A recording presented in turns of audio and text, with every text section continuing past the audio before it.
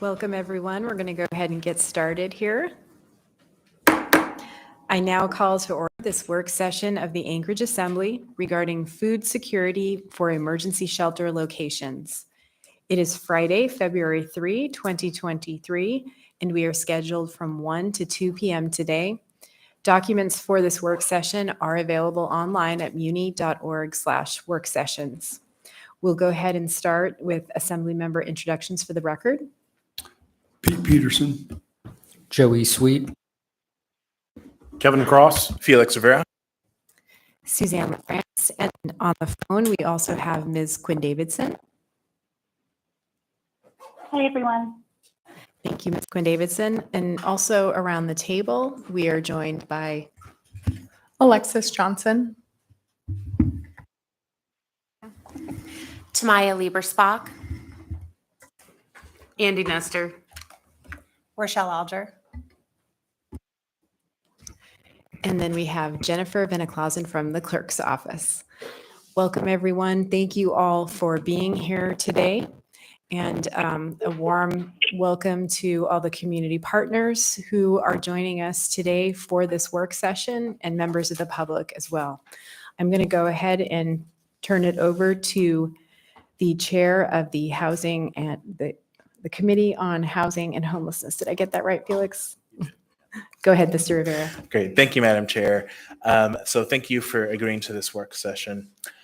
So based off of concerns I've heard from the community and the fact that this is such a basic human need, pretty much right up there with shelter, I wanted to have a conversation to figure out what is actually happening with food service, what money is being spent on food, and how providers are in compliance with the Assembly approved policy around food for emergency shelters. So I have a couple of speakers before we get to the providers, and after hearing from the providers, I've invited purchasing and representatives from the health department to answer questions on the contracts. I was just told that there are some folks in the audience from the Fairview community who wanted to speak today as well. Hopefully we will have time to hear from them. I think we're just noticed for an hour, and I think we have quite a bit to dig into. I also want to note that there's a lot of community interest around the Sullivan Arena, but we don't have time to go into all of those issues today.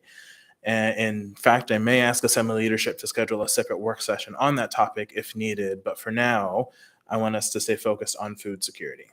So I'm going to start with Lisa Souter with Beans Cafe.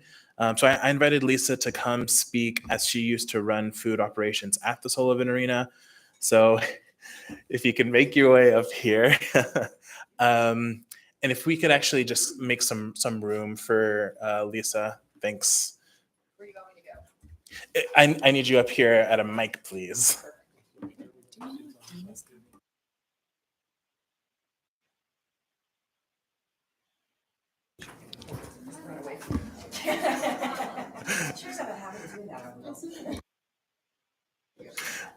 Great. Thank you so much, Ms. Souter, for coming. So yeah, if you could just speak to your operations at the Sullivan Arena, specifically for food, how many meals you provided, at what cost, those kinds of details. Certainly, absolutely. First of all, thank you for the invitation to participate in this discussion. You know, Beans Cafe has a long history of serving the community and making sure that nobody goes hungry or unsheltered. We've been doing that since 1979, primarily with the support of private donors and the community. And really taking on the contract for the Sullivan Arena was the first time we'd ever done anything like that. And as I think we all know, the standing up of that shelter, which was the largest COVID response shelter in the entire United States, was quite the amazing feat. And we could not have done it without the partnership with the municipality and so many of our partners that are in the room here as well that stood up next to us. I mean, it's certainly not anything one agency or one group could ever do. So I think the community, first of all, should be really proud of the efforts that we put in to make that happen. And there were a lot of lessons learned over the almost 18 months that Beans Cafe operated the facility.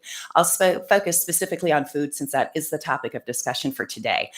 We initially started with kind of the traditional meal periods, 3 meals a day. We'd have breakfast for 2 hours, lunch for 2 hours, dinner for 2 hours. What we found, very similar to what we would see formerly at Beans Cafe at the soup kitchen, is an increased kind of agitation level among people. As it gets closer to mealtime, there starts to just get a different kind of feeling in the room. We did the 6 feet apart dots on the concourse so people would stay there 6 feet apart while they were waiting for their food. But people would literally start lining up 30 minutes before food service. There would seem to be a constant fear that there wasn't going to be enough food to go around. So we kept looking at it and trying to adapt it and make it more user-friendly, as well as we realized that one of the greatest opportunity for COVID spread was congregate meals. So instead of having, 480 people trying to line up in even a 2-hour period of time and all try and sit together and eat and mitigate the spread, we moved to what we called meals on demand. So we were able to offer a variety of meals. They could be anything from, mashed potatoes and turkey and gravy and corn to scrambled eggs and sausage. Some days we'd have 5 or 6 options. Some days maybe there was 3 or 4, it would depend on the day. And people could come up to 10 hours a day. We had the booth staffed, so people could come up and get 2 meals at a time with no limit. If they came up and they ate their 2 meals and they were hungry, we gave them another 2 meals. I can tell you it was one of the biggest stabilizing factors at the Sullivan Arena that really helped kind of bring down the temperature in terms of helping people feel stable. It enabled them to go perhaps look for a job, go to a doctor's appointment, go look to their SNAP benefits, clear up any legal issues, and not have that fear of not getting back to make mealtime. It really did make a difference. I think that and the 24-hour access to the cots and the 6 feet of separation were probably the 3 biggest things that I saw in the change from the emergency cold weather shelter we'd been offering previously at our 3rd Avenue site.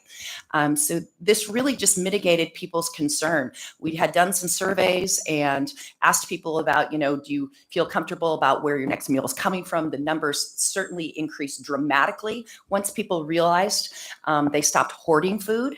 We didn't have nearly the problems with people hoarding food in their area. Certainly some people still do. That's just inherent in some of our clients that we serve, but there was a lot less of it, and people were comfortable. And to walk in at mealtime and see 1 or 2 people waiting to get a meal, there was never any disruption. We would have more incidents and conflicts between clients during the meal periods than just about any other time during the day. So it really helped to mitigate so many things for the clients. We did that at a cost of $15 per person per day. And that included the service. And after we, it was actually part of our overall pricing because it was all one contract when it was awarded. And then when it was split and then we kept the meal contract, we kept the pricing exactly the same at $15, but we were requested not to perform the meal service, that the other vendor that was operating the center would do it. And I understand they went back to traditional meal times instead of the meals on demand. The other thing too, we also saw an reduction in food waste because people were picking what they were going to eat. And I just want to note for the record, we were joined a little while ago by Mr. Solt on the phone and then Mr. Voland at 107. Great. Thanks so much. So just to clarify, make sure I understood that. So that $15 per person per day was for the entire service at the Sullivan. So you never sort of segregated what it would look like for just the food. It was all wrapped in. Well, we did once we were no longer operating the facility. Then we just charged a flat $15 per person per day for 3 meals, and we always delivered extra. And what the vendor at that time and how they distributed, I don't know because we weren't part of that. We were just told to deliver at this time to this door. Got it. Okay, that makes sense. Thank you for that clarification. So that's all I have for Ms. Souter. I don't know if other members have questions before we go to the next speaker. Any questions from members? Okay, I don't see anyone in the queue. Great. Can I add just a couple of other comments very quickly? Is that okay? Just so that the assembly and the community is aware, we have been providing 2 meals plus a snack, which was the request of the current vendor at the Sullivan Arena, to the warming area because there was no meal service there. That has been done completely with private funds. We received $25,000 from CIRI, $10,000 from CITC, and we privately fundraised about another $25,000. So we've been doing that since just before Christmas, I believe. But we are coming coming to the end of those funds. And we don't want to see those people go without food. So we're hoping that there will be some opportunity for meal service for those folks, as we, can't continue to do it without support. We also provided meals at the Centennial Campground for the entire time that folks were out there. We started with 1 meal a day. We quickly realized that again was not enough, especially with the bear issues and people bringing food to their tents and so on. And so with the support of the community, we were able to serve 3 meals a day, 7 days a week, all at no cost to the municipality or the state or anyone else. So. Thanks. Actually, I just have one final question. So on the website for this work session are listed all of the current contracts we have for emergency shelter. So I was able to go through those, but I didn't have access to the prior contract under your operation. So could you just speak to what food looked like in your contract? Are you talking about just the food contract for Sullivan or the overall contract? Just the food portions of your contract. It was 3 meals a day. They specified the number of meals. The vendor operating the facility specified the number of meals. We had a not to exceed amount in our contract with Muni, and we stayed under that every month, and we delivered the number of meals requested by the vendor 3 times a day. Thanks. I think just for a point of comparison, I guess this is to Ms. Alger from purchasing, if we could get that contract, just so I can get a point of comparison between the current contract and the former one. And I will say there were very, very specific requirements for dietary restrictions, having to provide a variety of meals for people with different allergies, caloric values, nutritional content. It was very specific. And one point that we did take back up with the purchasing department and the Muni was that the initial contract didn't allow us to serve any seafood. And with so many of our clients, there, being Alaskan Native, wild caught Alaska salmon is some of the best protein in the world. So why wouldn't we be able to serve that? And we were able to work that out in the contract later on and start to offer it. It wasn't the only offering. It wasn't like, okay, everybody has to have fish today. People always had an option of a meal. Great, thank you. All right, so then next I want to invite Nancy Burke to come up from United Way.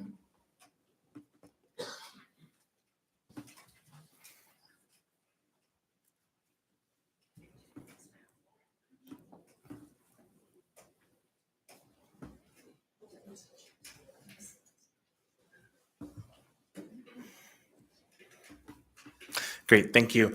Okay, so as folks remember, United Way runs the restaurant program, which provides business support for restaurants and food service for various nonprofits around town. So can you just share how, and there's actually one of the handouts for today's work session. It's not, I think it's this one. Yeah. So it is the one that says Muni meal sites. So that is the one that Ms. Burke will be speaking to. But yeah, if you could just share how your program interacts with emergency shelter operations and the effects that this has on your ability to serve other at-risk groups. Thank you. For the record, Nancy Burke with the United Way of Anchorage. I'll take just a minute to explain the project. This is a Tranche 2 funded projects that's really aimed at restaurants and economic recovery. The project started in 2020 with a concept to purchase meals from restaurants and then provide them to nonprofit locations where typically we're looking for a location that has a number of people in one setting and where the recipients can consume the food within 1 hour.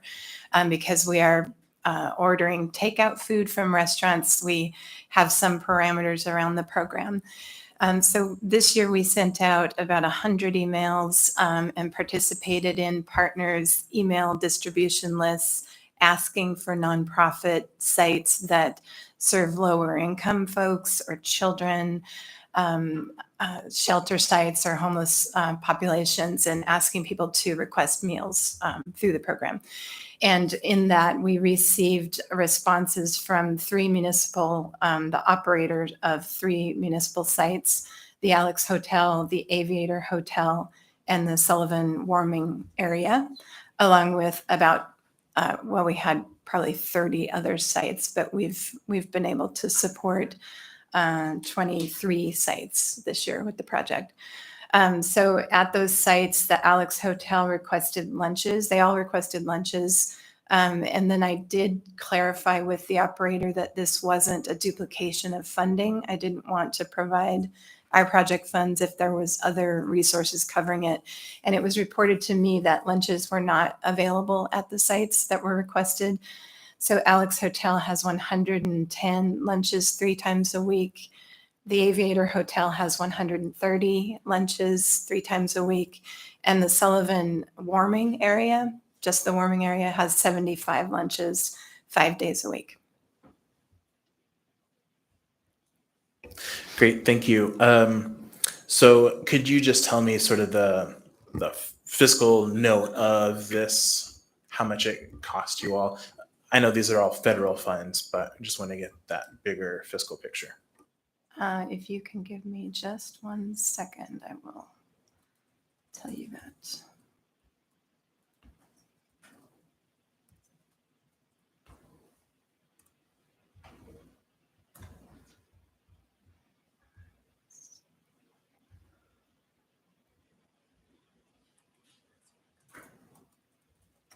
You didn't tell me you were going to ask me to do math, Felix. $14,000, $14,235 weekly. Oh, okay. That's good. Good distinction. Thank you. And just for the record, the funding that we have, we've identified 12-week sessions that we can provide this resource to those settings. So that's what that will be. Great, thanks. And so your chart here says that this is from January through April. Did you provide this any earlier? So warming has, emergency shelter has been open since October. Did you provide it during any of those times? No, we've just started on the 23rd of January. Got it. And then I guess last question that I have is, so you're only able to, I assume, do this for a certain amount of nonprofits. So were there nonprofits that said they would appreciate this service, but you weren't able to fit them in? Yes, absolutely. Thanks. I'll turn it back to you before I go to the next presenter. Thank you, Mr. Rivera. Actually, I have a question. And on the paper here that shows the frequency and days per week being 3 for the Alex and 3 for the Aviator and 5 for the Sullivan warming area, is that just determined by availability of funding? Like 3 days a week seem like much. So the process after we sent out the invites inviting nonprofits to request meals, the process then sort of proceeded with us seeing how much we could stretch across different settings. And so this program, when it operated previously, was able to do 5 days a week of meal service for a number of nonprofits. And because the allocation was smaller this time, we're only doing 3 the 2 that received 5 were the Sullivan warming area and Fairview Rec Center after school. Thanks. And I certainly didn't mean to diminish in any way the value of meals for those 3, something's funky with my microphone here, meals for those 3 days a week. Thanks so much. Anyone else? Great. Thank you, Ms. Burke. Okay, so then before we go to the providers, just really briefly wanted to provide the contractual context for this conversation. So you will see a handout that I did. It's the contractual language around food is the title of the handout. And this basically lays out for each of the contracts what they say about food or meals. So talks about it in the Alex Hotel. You'll see the original contract language and then the amendment contract language with the extension of service through April 30th. The Aviator documents that I were sent did not have any language specifically pertaining to food, but I think we'll get into that here soon. And then speaks to the Covenant House and then the Sullivan Arena. So you can see specifically what the contracts have to say without having to sift through the however many pages those are. Okay, so then next we'll go ahead and start with the providers. So if we can go ahead and have someone from Henning come up, and then after we go through the various operations from Henning, we'll invite someone from Covenant House to come up. So who from Henning will be here to speak?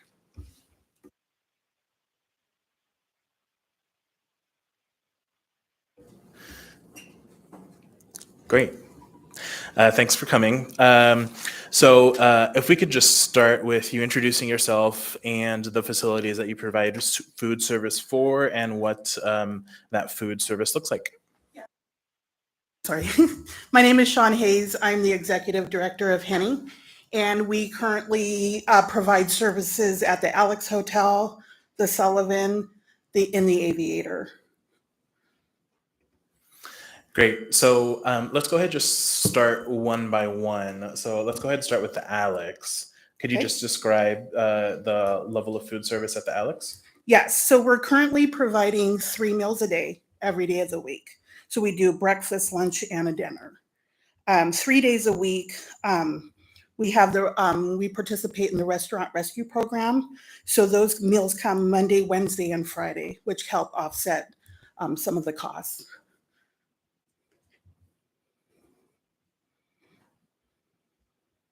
Do you want me to keep going?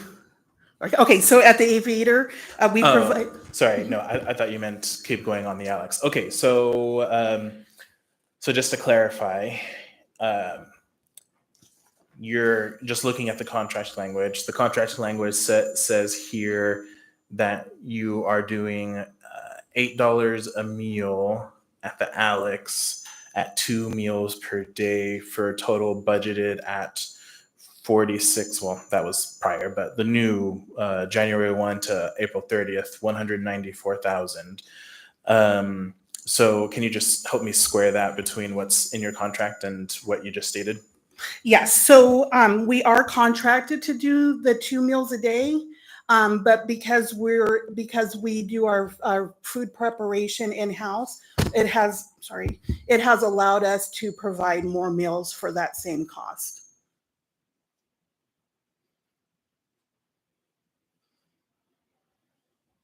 And we're picking up a little bit of feedback, and if folks could just make sure their microphones are off when you're not talking, and that would be the red button. Thanks. Great, thanks. Okay, so then I just have a string of questions that I will ask for every operation. So we already went over. So is it still accurate that it's what you have budgeted is $8 per meal? That is correct. Okay. And about how many meals do you provide a day? At the Alex, 300. And that includes all 3 meals, breakfast, lunch, dinner? And snacks, yes. And snacks, okay. So you include snacks in your meal count? Yep. Okay. Well, so we have 100 program participants. And so each person gets breakfast, lunch, dinner, and snacks.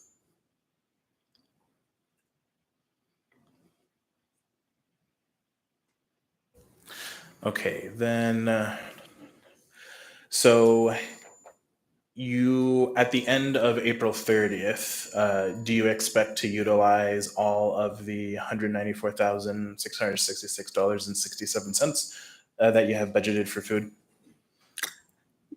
Yes, I don't anticipate needing more money. We're actually actively working to reduce the cost. Thanks. Do you rely on volunteers to fill any gaps in food service? I know you already talked about the restaurant program, but any other for the Alex? No. Okay. Yeah, it's all in-house. And then are there clients who request seconds for food? No. That's something that we actively discuss in our manager's meeting managers on site is, hey, do we have enough food? You know, because if we have too much, then we know we can scale back. And if we don't have enough, then we can scale up.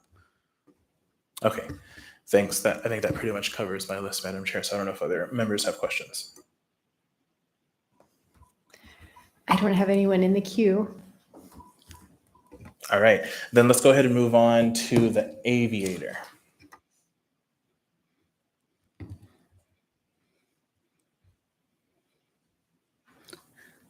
So if you could just speak to the food service that you're providing at the aviator. Yes, so we provide 3 meals a day at the Aviator as well. We provide breakfast, lunch, and dinner.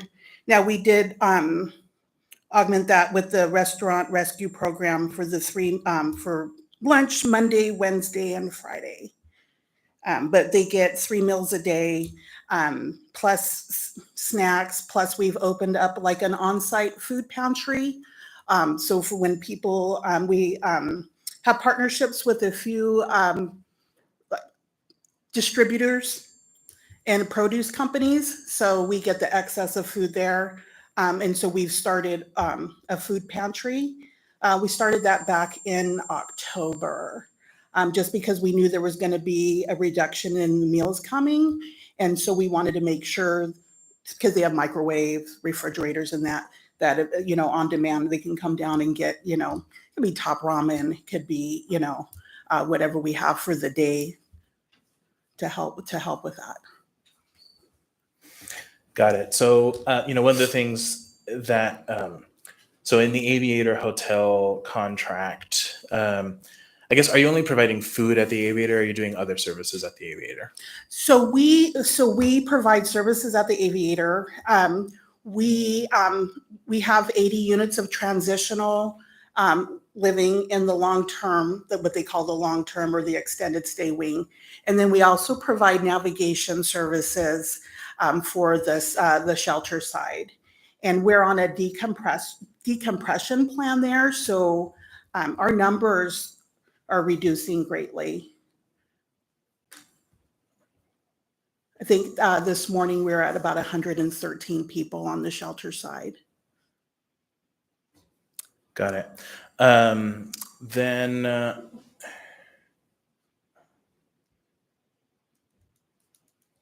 okay. So how much, so I guess part of that question was without, so none of the Aviator contracts had food specifically in it. So could you just talk to me a little bit about how much you have budgeted for food at the Aviator? Yes, so we're budgeted at $15 a day. And that's for 3 Per person? meals. Per person, yes. Okay. And let's see, you answered that. What do you have, like a total a budget that you expect to expend through the end of emergency shelter? Quite honestly, I haven't calculated it up. I can, but it's kind of hard to predict because, you know, we get the daily count and then we give meals according to that count. So as we decompress and more people move out into housing, it'll be less. And I'm sorry I didn't come prepared with those numbers, but I can get them to you. Okay. Do you rely on volunteers to fill any of your food gaps in food service? Volunteer workers or food donations? Food donations. We do. Okay. Yep. Could you describe that? For our food pantry. Okay. So people come in to donate food for the pantry, but they don't. You don't have any volunteers who are providing the 3 meals a day. Not at the Aviator, no. Okay.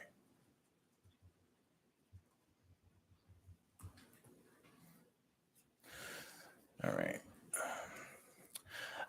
Could you speak to me a little bit about, because again, it's nothing in your contract about food. What are your food requirements that you have in terms of nutritional guidelines? Yes, so we go on the 2,000 calorie a day type target, and each meal has the 4 food groups, or it has fruit or vegetable, has a grain, and it has a protein. So like for instance, let me pull it up real quick. Sorry.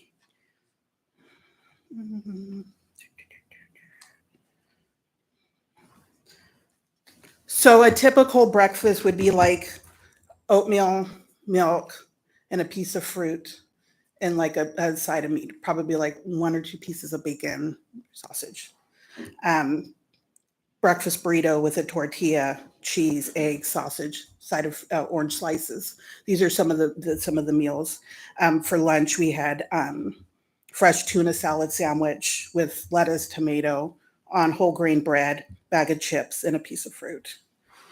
They've had chicken, rice, and vegetables. For dinner, we've had spaghetti, roll with butter, and a salad. We've had pork roast, rice, vegetables. Got it. Thanks for that description. Are you offering at the Aviator seconds to any of your clients?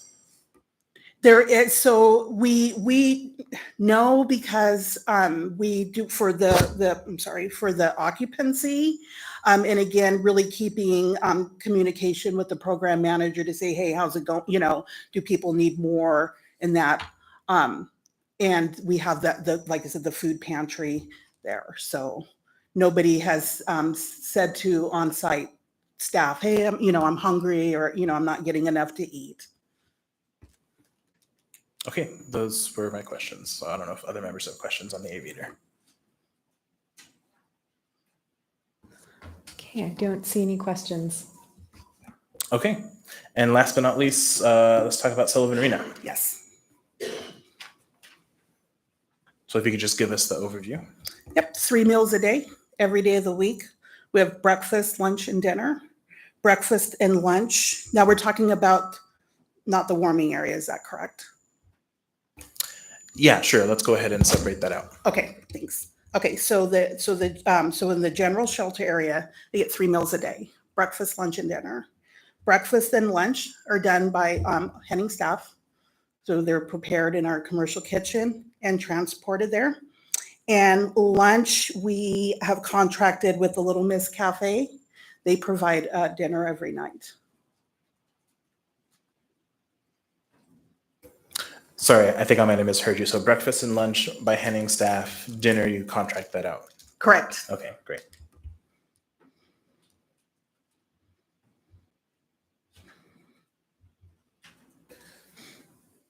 Okay, so I'm seeing here in your contract that you have budgeted $8 per meal at $157,360 budgeted for food. Are those numbers still correct? Correct. Okay.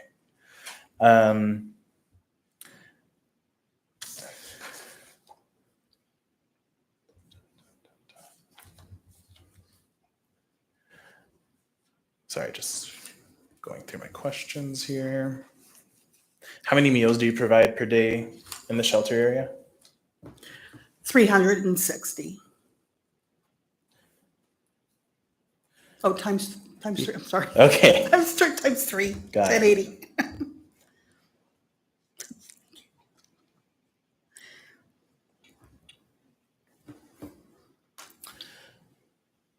and are you expecting to stay within your budget of 157,360?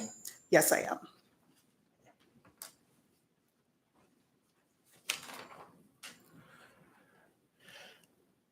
Do you rely on volunteers to fill any food gaps in food service at the Sullivan shelter? No. Okay. What are your nutritional guidelines? The same as they were with the Aviator. Okay. So the meals that I talked about at the Aviator, we do straight across the board. Got it. Do you provide seconds to any clients staying in the Sullivan shelter area? Yes. If they ask for seconds, they get them. Usually we don't go through all 360 meals at dinner time. We do save some back for folks who are working, but not everybody takes a dinner. So I have not heard, working with shelter management and our food service manager, that there are any complaints about people not getting seconds. Okay, I think that's my list of questions on the Sullivan. if any other members have questions. Go ahead, Mr. Peterson. Thank you, Madam Chair. I was wondering, are all these meals hot meals, or sometimes they got cereal for breakfast with fruit or cold sandwich for lunch? Yes, sir. Not all of them are hot. Dinner's always hot. Breakfast is a mix. So they're sometimes, most of the time it's like oatmeal, but sometimes it's cold cereal and milk, muffin. Sometimes they do a continental style, so they can have a choice. Most of the time lunch is hot, but sometimes there's like a tuna salad sandwich with a bag of chips. Okay, thanks, Mr. Chair. Thank you. Madam Chair. That's true. Go ahead, Mr. Cross. I just have a question. Ms. Adifer, I believe, pronouncing your last name right, said that they were providing 3 meals a day for $15 per person per day. And it looks at Sullivan, it'd be $24 per person per day for 3 meals. I'm kind of curious in what the difference between what we're delivering on each count, since they're 2 different contracts, but or 2 different providers, but there's a significant difference between, perhaps I'm not grasping, maybe one's hot meals or something, but maybe we can speak to what the difference between the 3 meals they're providing for $15 versus the 3 meals they were providing for $24 is. I must be missing part of the conversation. Sorry. Sean doesn't know everything that is necessarily what your understanding is, because we have a lot of contract things. But this is what she spoke to earlier about when we finished out contracts for last year. We looked at how much it actually cost per meal per day for the number of meals that were served, and it was actually $5. So the contract that you're looking at is old. You are going to get more contracts there. I mean, more information that is coming forward. I can help speak to that. So the $8 that you're seeing in a lot of these was the initial estimate when we first put the contracts in place. With increasing the volume of the meal service from, for example, the Sullivan, the current contract still reads 1 meal a day, but they've increased to 3 meals a day, and we're getting the contract amendment through the processing to increase to that 3 meals a day. There's some economy of scale, and Henning also has a staff chef that, as Sean mentioned, is preparing some of those meals. And so with that economy of scale and seeing what's actually happened, the cost has come down to that $5 per meal. The contract amendment just isn't fully executed for that yet, but those cost savings are already being realized right now.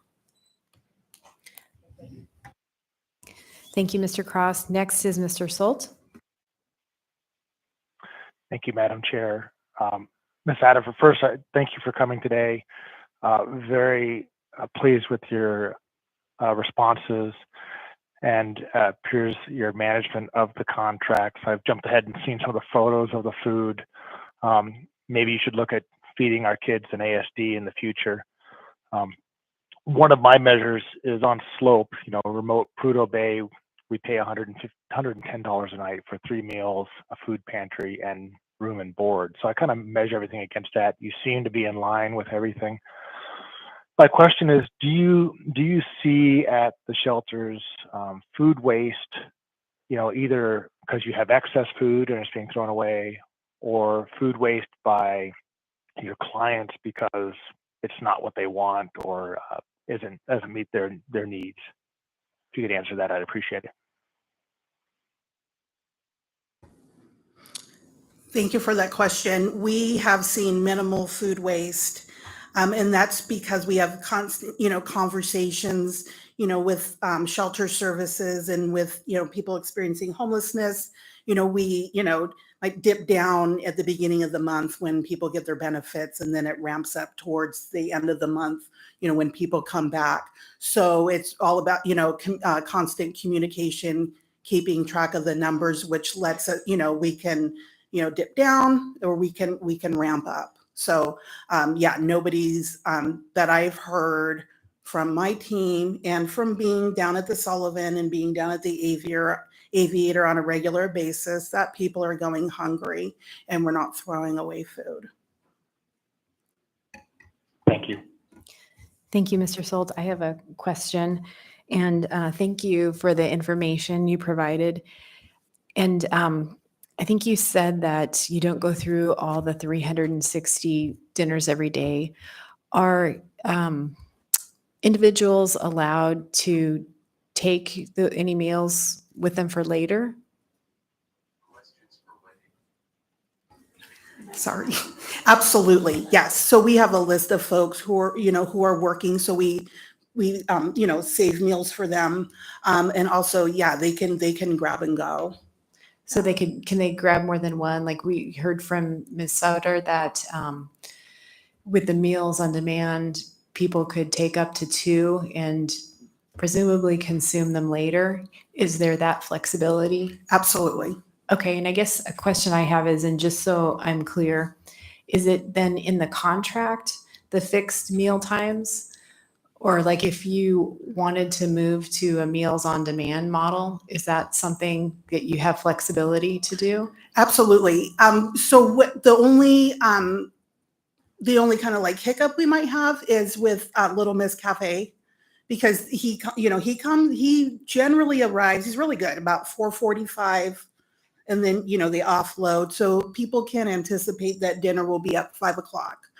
So if we were to go to the on-demand model, would not be a problem. I would just need to work with Mr. Williams with Little Miss Cafe. But it can be done. Do you have a preference for which model you think works best, or thoughts on that?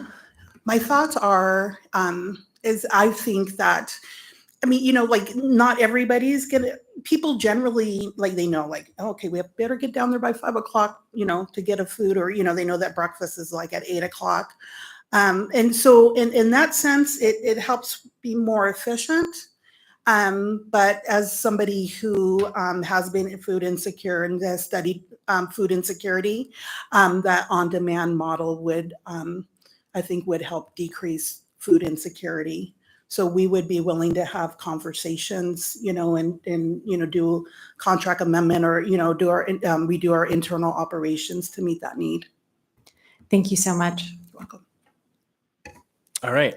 So then, if we can move on then to the last of the operations, which is the Sullivan warming. I'll put my list real quick.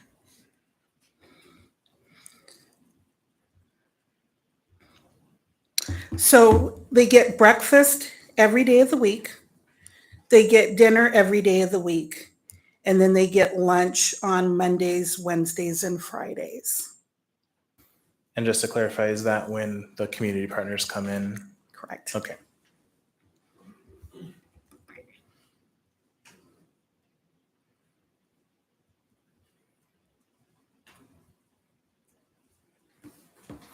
All right, I'll go ahead and go through. So this is specifically for what you are providing, not necessarily what others are providing, unless you're paying for that out of your budget. So how much do you have budgeted per meal? So we have, gosh, I think it's $3. You have a copy? $5 per meal. Okay.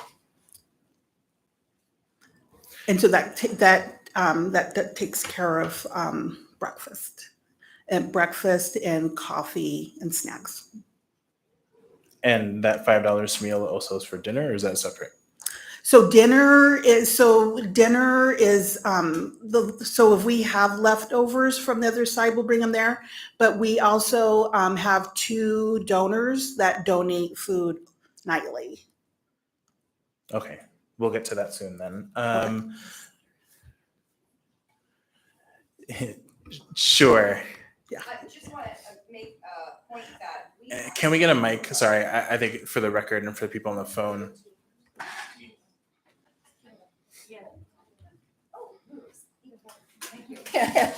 Make me keep hobbling. Thank you. Just for the record, Beans Cafe has been delivering meals and coordinating. My understanding is with Henning Inc. on that. In terms of the number of meals, we initially were doing 3 meals, and then we were asked to do breakfast and dinner. United Way, I believe, is providing lunch 5 days per week. And so we're doing breakfast, dinner, and a snack at zero cost. We're not billing Henning. Henning has not reimbursed us for anything. If there's a duplication in services, we would sure like to know that so we could put our efforts other places. But our understanding was there was no meal service in the warming shelter. Got it. So then, And we've Thank been you for doing that. that since December.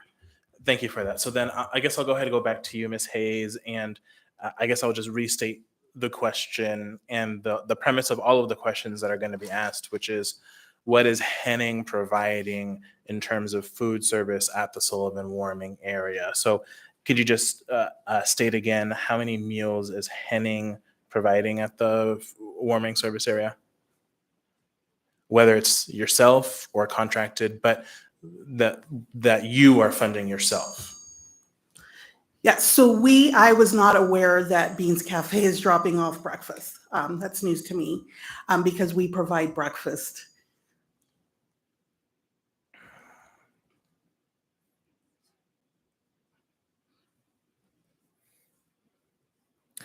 Okay. So then could you just speak then to your breakfast and dinner service? Yes, so we do a continental breakfast style in the morning, muffins, fruit, cereal, and that. A cold breakfast. And then dinner is usually pizza or sandwiches. And if I remember correctly, you said that dinner is provided by volunteers. Correct. Okay, we'll get to that soon. So how many meals do you provide every day in the warming area? Approximately 100. Okay. And do you have like a total budget for the warming area for food through the end of April? So at $5 per times 100. Okay, that's for the what end your of, budget yes. is. Okay. And then, so you do rely on foods volunteers to fill in the gaps. So can you speak to that, please? Yes, so we get donations every night that we pick up and bring on site. From who? From Little Caesars Are they? and from Yeah, go ahead. and from Subway. Okay. Yeah. And I assume this is just corporate philanthropy trying to do good? Yes, sir. Okay. So have they provided you with any sort of dollar figure to the amount of food that they Little Caesars and Subway is providing? No, but I can get it. Okay. Something. Yeah. And then I assume because, well, no, I'll just ask it. So do you require any food safety regulations to be met? And if so, like how does Little Caesars and Subway, I mean, obviously they operate restaurants, so you don't do any other checks beyond they bring you the food and that's it? We pick it up.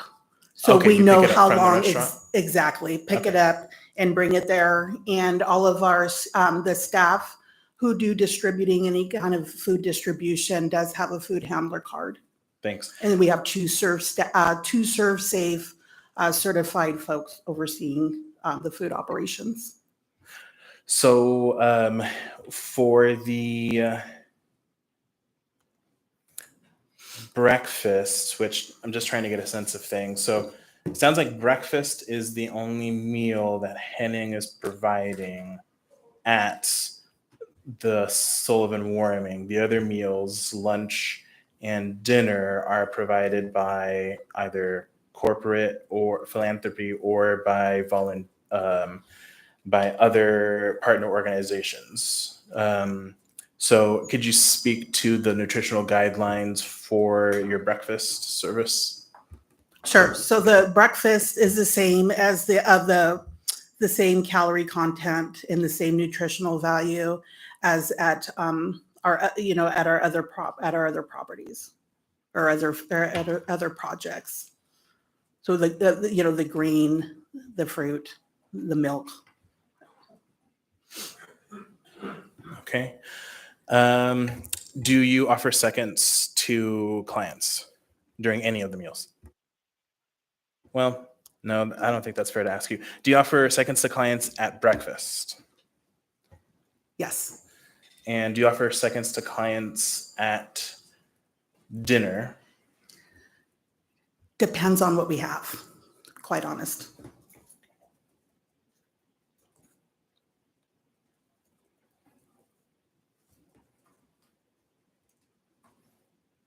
Okay.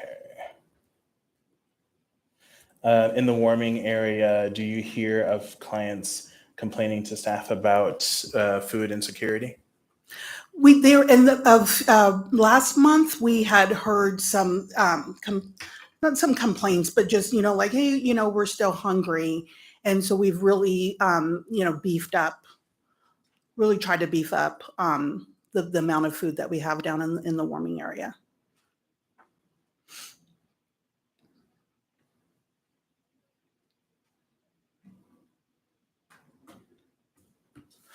Okay, I think that's all the questions that I have. I do have other questions, but that'll be for purchasing and the health department when we get there.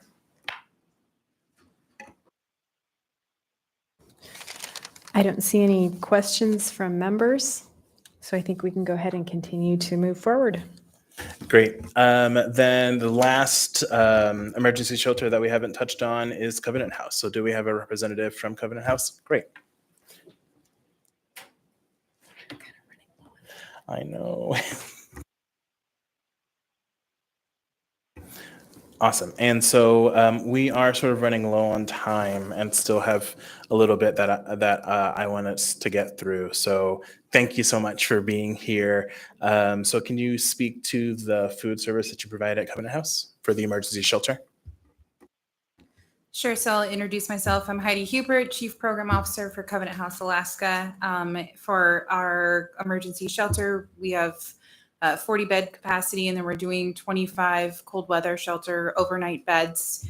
We serve 3 hot meals a day, in addition to having extra meals on hand for young people that might be going to work or school, so they can kind of grab and go some food. And then we have food out for the rest of the day. They're teenagers, they eat a whole lot. So we always like to make sure that there's fruit and snacks and all sorts of stuff available. We find that cuts down on a lot of hoarding type behavior, to have access all the time to different things. So this morning for breakfast, there was like an egg bake and fruit and things like that. Today for lunch, they had spaghetti and meatballs and green beans, and we always have some sort of fresh salad and some fruit going along with that. They have juices and milks available to them all day, coffee in the morning for those that want it. And then we do a snack, and a lot of our snacks are based around like food preparation activity with the young people. Great, thank you. So you have in your budget your meals broken down as a total dollar figure, $36,530. Do you, just out of curiosity, have that broken down as a per meal figure? It comes down to about $8 a meal. Okay, thanks. And then that $36,530, is that still accurate? I believe so, although I feel like we're seeing more people every day. Okay.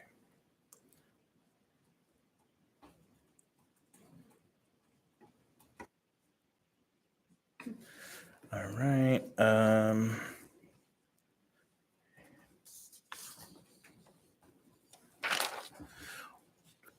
Do you rely on volunteers to fill any gaps in food service? Not in providing our food, but in helping serve in our, a lot of the food is served in like cafeteria style, so food service. Okay. And then we also participate in that restaurant program. So we get some meals from that too. Got it.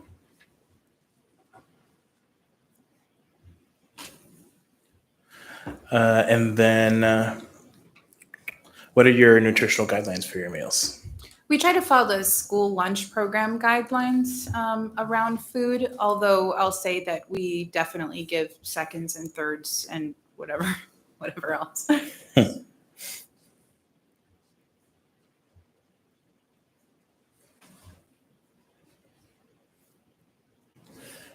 Got it. Okay, I think that was all my list of questions. I don't know if other members have questions. I don't see any members in the queue. Great. Thank you so much. Much appreciated. All right. So now we're going to go ahead and turn over to purchasing and the health department. I have a few questions here. So first is, how does purchasing and or the health department provide oversight on the food requirements set in the contract? First of all, we meet with the people that we contract regularly, as well as we do on-site visits and inspections. As you can see, lately we have actually started receiving pictures of their food to verify that there is that food being served, because I can't be on site 24 hours a day, 7 days a week. But we communicate with our contractors consistently to ensure that there are no issues going with it. And I think you got the slideshow from Alexis with the delicious looking food. Thank you. If I'm correct, the Assembly is going to be seeing updated contracts for all of these services soon. Is that accurate? Partially. So where we're at right now is, I believe on the addendum for the Tuesday meeting, you'll be seeing an appropriation request. And that is funding for these contracts, appropriating those funds for January through February. And that also includes some of these additional costs in meal service. At the Aviator Hotel, we do still need to find an additional $250,000, and part of that will be for the meal service there. Once we have the funding appropriations approved, we have contract amendments ready to go that will increase those budgets, ensure that every contract has a requirement for 3 meals a day provided by the contractor. And that also will have nutritional standards from the USDA in there. And so once we have the budgets approved, we will put those contract amendments forward. And a couple of those will need to go to the Assembly for approval, because they'll be increasing the contract amounts beyond the current approval that we have. Thanks. So can you speak to me a little bit about the $250,000 for the Aviator? Will that be in the appropriation? That is not in the appropriation that was going forward on Tuesday. It came up a bit later. And so we are currently working with OMB to determine where we can pull those funds to appropriate for that contract. I'd also like to note that 250,000, 125,000 is for the additional rooms that they are providing. So they sent us a new schedule very recently of the additional rooms that they will provide. So we added money to the contract for that, and then 125,000 for the food. By additional rooms, you mean beyond we were supposed to be down by some number at this point, but we were at 125 last month and whatever we are now. Yes. So we were ahead of the drawdown schedule at Aviator, but we are not ahead of it from the initial projections. So their construction is happening later than planned due to whatever delays. So they have allowed us to continue using some rooms because they're not going to go under construction. But by the end of April, we will only have 18 rooms available by the end of April. Okay, got it. Yeah, I guess I would ask, sort of separate from this food service conversation, if you do have an updated drawdown schedule for the Aviator, if you can send that to me, please. Okay, so then, Thank you. Through the chair, Mr. Rivera, I just want to add to your first question. Purchasing does not provide oversight to contracts. That's the responsibility of the contract administrator, but we are always ready and available to assist and help provide solutions if asked. Thank you. So then my next question is around Beans and United Way. So Beans, earlier, Ms. Souter spoke to dollars that's basically coming in from philanthropy to fund what she does in the warming area. Um, so is there any intent to fund that through the municipality? So our intent with the appropriation that you are going to see on Tuesday and then the amendment after that will be that at the Sullivan, our contractor will be providing the required 3 meals per day. So anything that a volunteer organization or another nonprofit provides would be supplementary to those 3 meals per day. And that's both in the shelter and the warming area as required under the assembly resolution. Thank you. So does that also include United Way and the restaurant program? Yes, the intent is that anything provided by other than our contractor or their subcontractors would be supplementary to those 3 meals a day. Okay.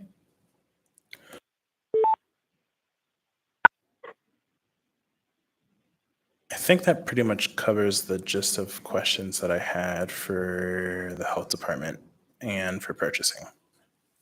So I don't know if other members have questions. Thank you, Mr. Rivera. Do members have any questions? I don't see anyone in the queue for on the phone. Okay, we don't have anyone in the queue. And we are at the end of our scheduled time. We can go a little bit longer. Our next work session starts at 2:10. Go ahead, Mr. Cross. Were we looking for something specific? Because they seem like they're doing a pretty good job, and I've been to the facility several times and visited. Was there something specific we were looking for during this work session? Like, or we were just curious to see how things were going, just trying to get to making sure that I understand what questions you're looking for so they're being answered. Thank you. Yeah, so I think I did ask all the questions that I had. I appreciate that. But when I started off this work session, I did say that I have been hearing, and this isn't just a me thing. Many folks have been hearing concerns about food at our various shelters, and particularly when you look at the contracts, I was concerned about the contracts, the reality on the ground, and so I have the information that I was looking for, and I appreciate it. And if there's any follow-up that I need to do, I will do so. May I follow up? Yeah, I would just encourage all our assembly that whenever just talk to Henning and stuff, they've been very cooperative every time I've wanted to tour the facility, and they've been extremely generous. Whether it was Centennial or wherever I went, I found them to be extremely helpful. I find that visiting the sites and talking to the individuals is profound. These work sessions are great because we get numbers and stuff, but really when you see the power of what they're doing, that happens when we visit the facilities. And so just know that your assembly people are doing that. Thank you. Thank you, Mr. Cross. So I think at this point, Madam Chair, I do. So we have a few minutes left. I don't know if we want to hear very quickly from the folks in the Fairview community that I heard wanted to speak. If we want to turn it over to them. And actually, before we do that, I've got Mr. Solt in the queue. Thank you, Madam Chair. I'll be quick. Just wanted to, I'd be remiss if I didn't say this, but I just want to thank Ms. Johnson. I think since she's been appointed, I've personally seen a marked improvement in how things are being run and how things are being communicated. So I know I'll thank her and then all the staff from the various companies that are represented in the room for the work they're doing, and really appreciate it. I think you're all doing a good job, as I think we just saw from your answers. Thank you. Thank you, Mr. Solt.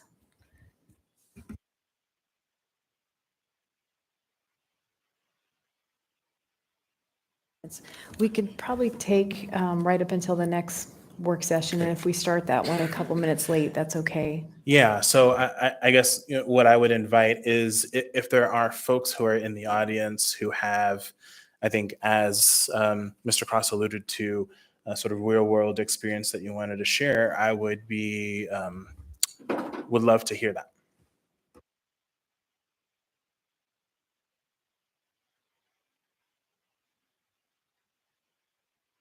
If you can just, yeah, we need a mic for you, but yeah, otherwise, welcome. Thanks. My name is Patricia Hutchinson, and I live directly across the street from Sullivan. And it's been pretty hard, to say the least, because it's constant noise 24/7. I haven't had a decent night's sleep, and I couldn't tell you when. And it's the theft that comes with it. It's the safety issues for me to get to the grocery store. I was nearly assaulted a few weeks ago. And fortunately, I was able to break away and get over to Twin Dragons. It's just ruined my peaceful enjoyment of my home. I've been there for 17 years, and this is the worst it's ever been. And I appreciate you listening to me, and I know there's other people that have a lot to say about it, but you don't understand what I'm going through. I have heart issues now because the stress is nonstop. I can't sleep. I haven't slept a solid 8 hours. The only time I did was when they were at the campsite because the noise is just nonstop. And I feel that I've tried to call Chris Const several times and he never returns my calls. And I feel like everybody should just go spend a day in the parking lot and see what I go through every day, what I have to look at when I look out the window. People fighting, getting drunk, falling down drunk in the middle of the parking lot where I'm right next to, this spring was people partying on my easement all day. I couldn't get rid of them. I had to be shut into my house so I didn't have to hear it. And I feel like nobody's listening. There's a perfect place for them to go where they can go get help. And it's going to be more energy efficient for the tenants or for them to be out there than at the Sullivan. The Sullivan is extremely outdated. And it's going to be a place that's set up where people can go to where they need to go to get help or to move on instead of putting me in danger every day. I didn't sign up for this. And it's just been shoved down my throat. And I feel like nobody cares. Nobody's come to talk to me. It's all just been ignored. Let them just deal with it. It's not our problem. That's what I feel like. Every single person in here that's how I feel like you all are acting towards me. I have to live it every day.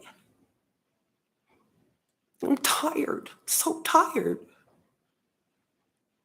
So thank you for listening. Thank you. So, Madam Chair, if I may, I know we're running very close on time. So I guess I would invite anyone else in the audience, if you have some specific experience with food in the shelter. Yeah, would like to hear that. Yeah. Hi, good afternoon. Meg Zalatel, Executive Director of the Anchorage Coalition to End Homelessness. I've been down twice in the past week, or me and my staff have. I went down last Saturday and went in with 200 snack packs.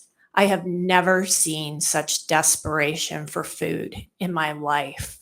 People were desperate for food. They were hungry, and it is dirty and it is chaotic down there. I could hardly determine where the staff were. They're not visible. And I was there accompanying a provider looking for someone to give them a housing opportunity. But you can't, you're undercutting, unless you require the food, you are undercutting the investments you have made. It is hard to house people who are food insecure to get them to engage. They will experience more trauma, they will decompensate, and the more problems you have at the Sullivan Arena, the less attractive people look to landlords. So I would really consider what can be done. And I think the health department is well aware of the issues. And that's what's concerning, because the prior contracts for Beans had standards. So we would expect those standards to continue moving forward. We were there for point in time count. Again, we had goodie bags, and people are still desperate for food. It's not like we don't have a frame of reference. If meals are regular and predictable, yes, people will still take additional food, of course, but they won't feel desperate for it. It's disturbing. Very, very disturbing. I hope you can do something about it. Thanks. Thank you. I'll be as quick as I can. Last week when I was here, I didn't get an opportunity to defend myself. I was called a liar about the situation at the Sullivan by Matt, who also works for Henning. I am just a guy, but a guy and his friends in the month of January generated over 6,000 meals at lunch for the entire Sullivan Arena. 15 gallons of soup, 40 quarts of rice almost every day. Thirds, we broke the line continuously. That was my thing. Break the line, keep them from not coming back because they're full, give them full of water, okay? I asked them, they asked me one time if they could help. Yeah, pour water for these guys as they stand in line. We have water stations or whatever. I'm not being listened to. I'm answering to them, but they never feel like they have to answer to me. And the thing is, the reason I was there is a lot what Meg said. I experienced it myself. I was there Christmas Eve. My wife and I made bread pudding. And when we left, we got rid of all of the food and people were literally banging on the metal door. We want hard food, quote, okay? And for me, the interface with Henning has always been about damage control. Trolling me on my Facebook page, making sure, and the moment I call Chris Constant, I get a come to Jesus meeting all of a sudden. And then, and then we're here today. You invited the wrong people, to bring the clients in here. All of these folks are getting paychecks. Of course they're gonna demonstrate this fantasy of food, because I follow breakfast. And what I saw was basically a athletic cooler where they put dried milk and water in and a box of Cheerios. They sit it on the table and they have at it. There's your $8 breakfast. So, I talk to most people and they're not accepting that as like an actual breakfast. And I've never seen like the adornments of fruit and greens because I'm a vegetarian. I was serving home cooked delicious soup and rice. They loved it. They were being treated in a much different context because I don't have a dog in the race, man. I'm here for love. I'm here to bring these people some dignity and look them in the eye and say, hey, we're having, this for lunch and bring them in. And that's what we did. Because just like what the lady from Beans was saying, once we were there consistently Monday through Friday and giving them water every day, they stop fighting in line. The fights usually come for somebody who's late for firsts and we're on to seconds. Thanks. And they cut line Duke. And then you start. Thanks, Duke. So I know that there are probably other people in the audience who really want to speak, but we had another meeting. We were supposed to start 3 minutes ago. So I'm going to provide 2 invitations for individuals who really want to speak. I'm going to invite folks to either email the assembly if you have access to email. And you can find we have staff here who can provide you with our email.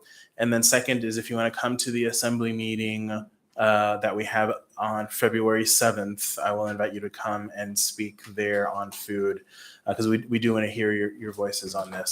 So I appreciate everyone sharing your concerns, your thoughts, and we will continue to look into this matter. And it's fairly timely as we do have those contracts before us on Tuesday. Thanks. Thank you, Mr. Chair. And I just want to thank everyone who participated and the members of the public who came and spoke. I'm really sorry to those folks living around the Sullivan, what you're experiencing.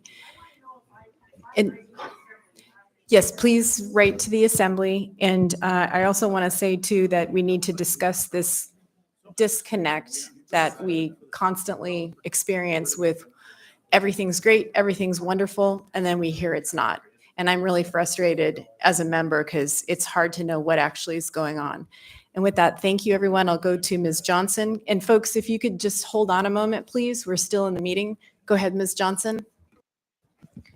Thank you for the opportunity, Ms. LaFrance. There's somebody in the room today that I just want to celebrate on record, and his name is Rob C. He has been 5 years in recovery today, and is living a happy, healthy, sober life. And so he's been a great asset to me in my journey along this. So thanks so much. Thank you, Ms. Johnson. And again, thank you all for joining us today. I apologize. We are going to be starting our next work session late. It's 2:15. We were scheduled for 2:10, and we'll get started here in a couple minutes. We are adjourned.